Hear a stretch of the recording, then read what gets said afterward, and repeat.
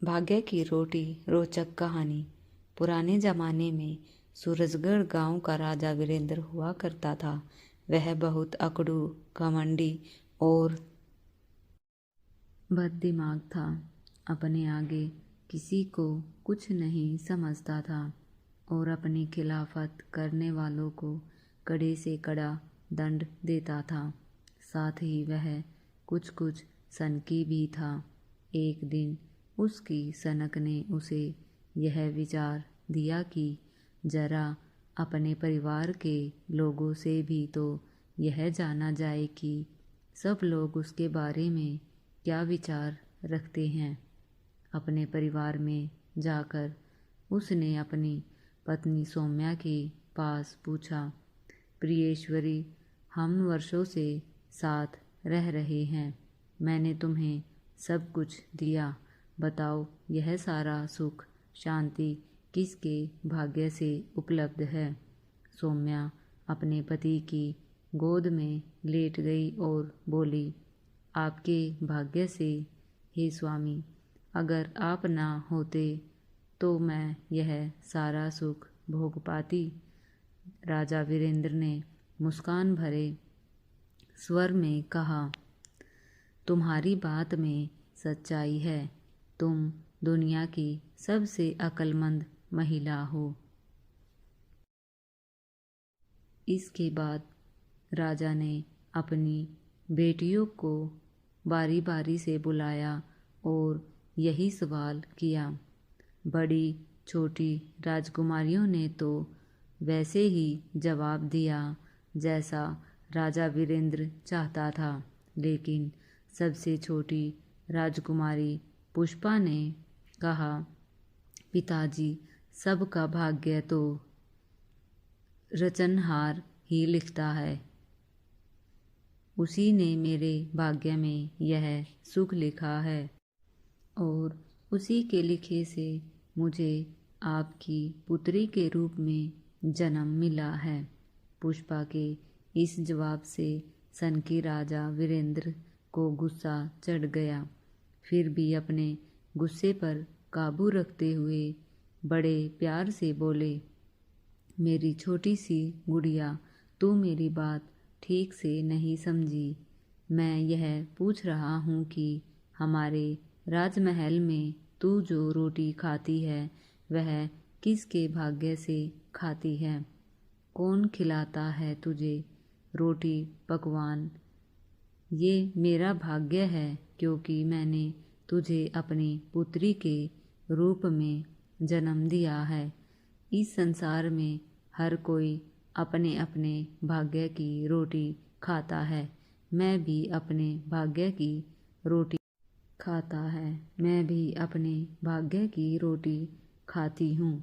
अब राजा वीरेंद्र का धैर्य जवाब दे गया। वह भड़क उठा और कड़क कर बोला, क्या कहा। यह सारा सुख जो मैं तुझे दे रहा हूँ वह तेरे अपने भाग्य से उपलब्ध है।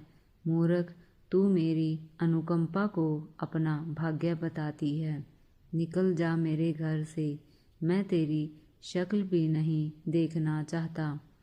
पुष्पा पिता के पैर पकड़कर रोने लगी। पिताजी, आप यह क्या कह रहे हैं। मैं आपकी पुत्री हूँ। यदि आप मुझे धुतकार देंगे तो मैं कहाँ जाऊँगी। इतने कठोर मत बनिए। कृपया मुझे मेरे घर से मत निकालिए। खामोश, बिगड़ी हुई लड़की। राजा वीरेंद्र दहाड़ा। यह घर मेरा है। उसने एक लात मारकर पुष्पा को घर से बाहर धकेल दिया और दासियों को आदेश दिया कि उसे राजसी वस्त्र और आभूषण उतार कर किसी दासी की गंदी चिथली मैली पोशाक पहनाकर भिखारी सा बना दिया जाए। फिर राजा वीरेंद्र ने पुष्पा से पूछा, अब सोच ले और हमें सही सही बताओ कि किसके भाग्य से तू यह राजसी सुख भोग रही है। किसके भाग्य से तू माल पकवान और रोटी खाती है? पुष्पा ने कहा, पिताजी, मैं तो झूठ भी बोल सकती हूँ कि मुझे सब कुछ आपके भाग्य से मिला है, लेकिन झूठ बोलने से झूठ सच नहीं हो जाएगा। पुष्पा की इस निर्भीकता से राजा वीरेंद्र का गुस्सा और भी बढ़ गया। उसने तुरंत ही बाहर पहरे पर तैनात सैनिकों को आवाज़ दी। कई सैनिक दौड़े आए, राजा को अभिवादन करते हुए सिर झुकाकर खड़े हो गए। राजा वीरेंद्र ने कहा, राजकुमारी पुष्पा को जल्दी से जल्दी किसी तेज रफ्तार रथ द्वारा हमारे राज्य से मीलों दूर किसी दूसरे राज्य के जंगल में छोड़ दिया जाए, जहाँ से वह चाहकर भी वापस ना लौट सके। आज तेरे भाग्य ने तुझे इस ठोकर पर ला खड़ा किया है। अब तू दूर भटकते भटकते भूखी मरेगी।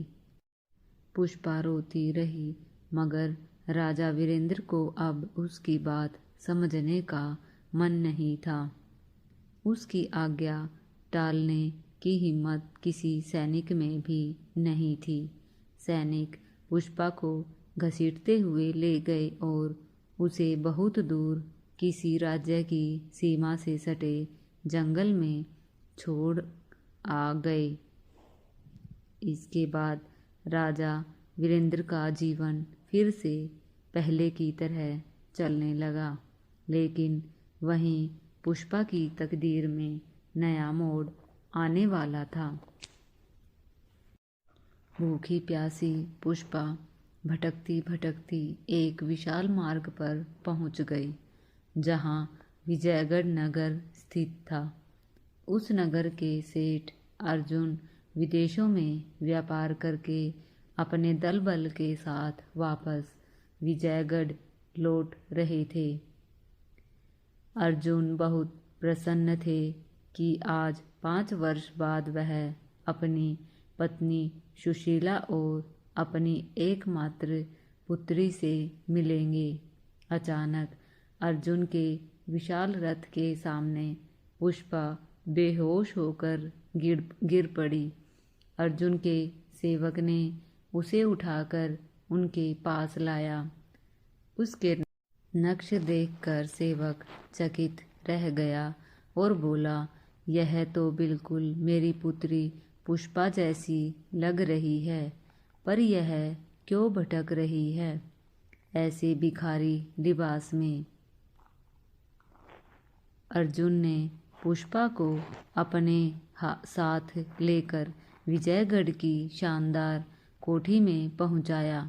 जब उनकी पत्नी सुशीला ने दरवाजे पर प्रवेश करते हुए एक युवा भिखारी को देखा तो वह चौंक गई।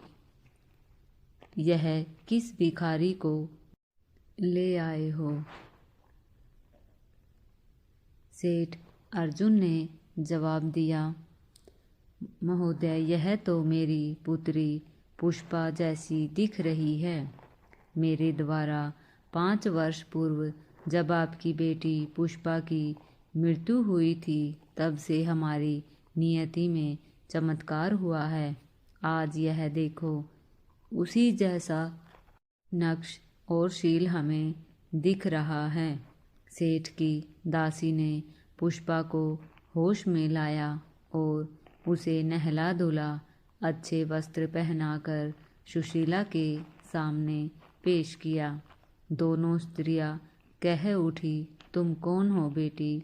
तुम तो बिल्कुल हमारी पुत्री पुष्पा जैसी लग रही हो।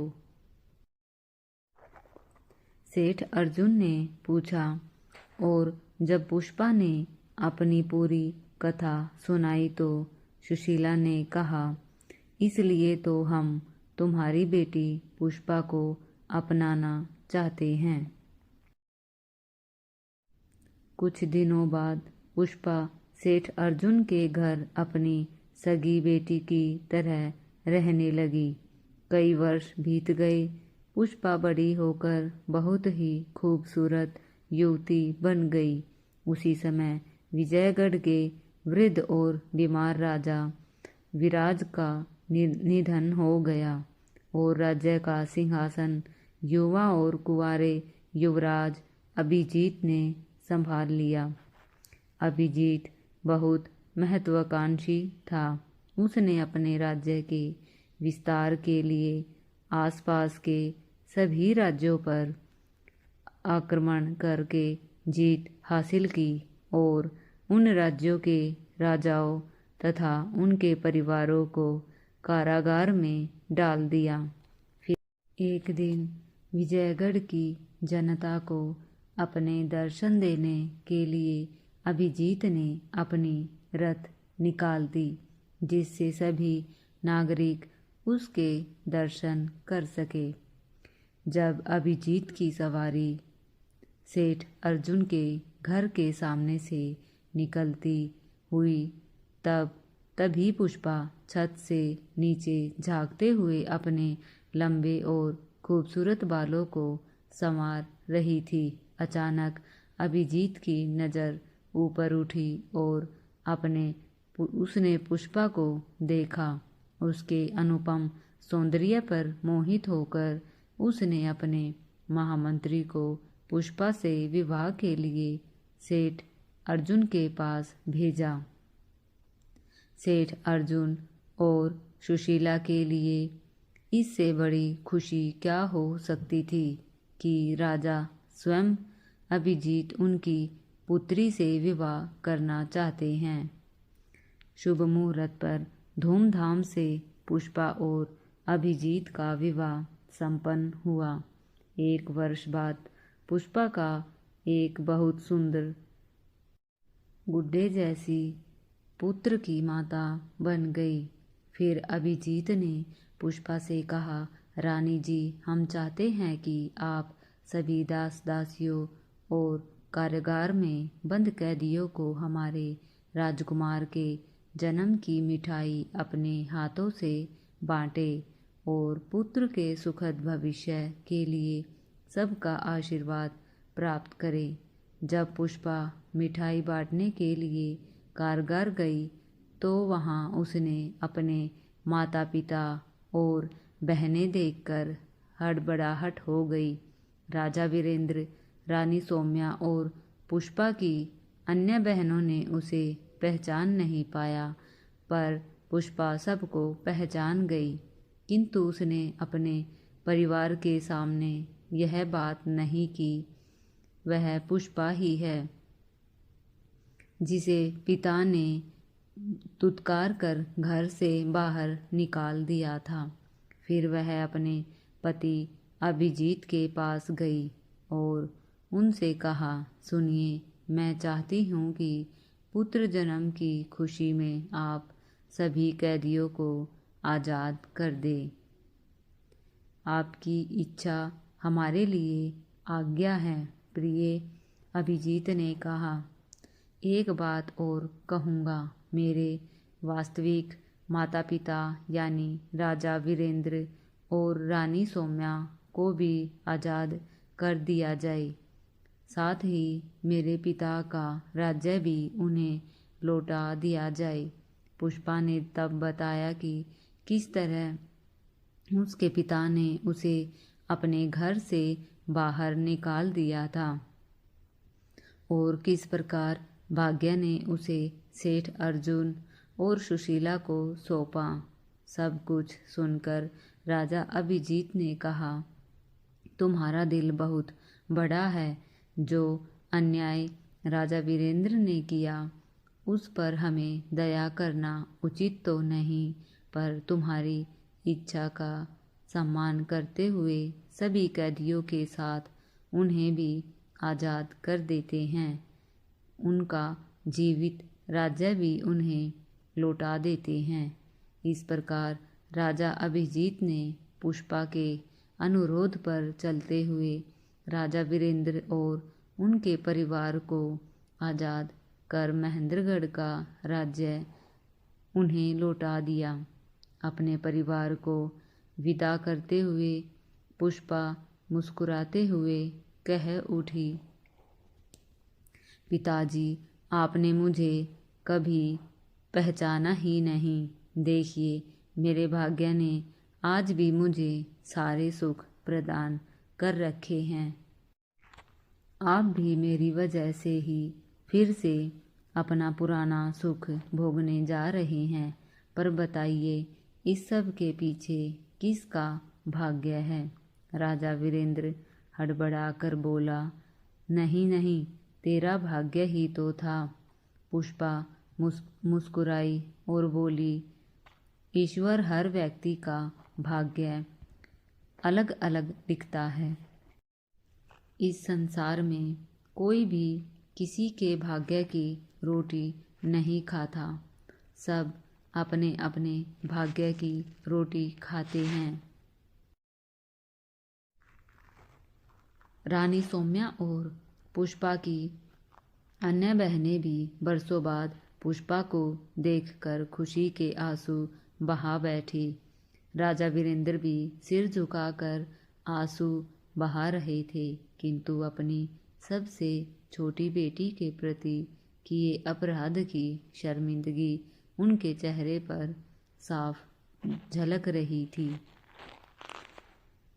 इस कहानी से हमें यह सीख मिलती है कि भाग्य की लकीरें किस्मत के हाथ में होती है। यदि भाग्य प्रबल हो तो एक भिखारी भी रानी बन सकती है, और यदि भाग्य ठोकर खाए तो एक राजा भी गुलाम या कैदी बन सकता है। यदि आपको यह कहानी अच्छी लगी हो तो लाइक करें, शेयर करें और हमारे चैनल को सब्सक्राइब करना न भूलें। धन्यवाद।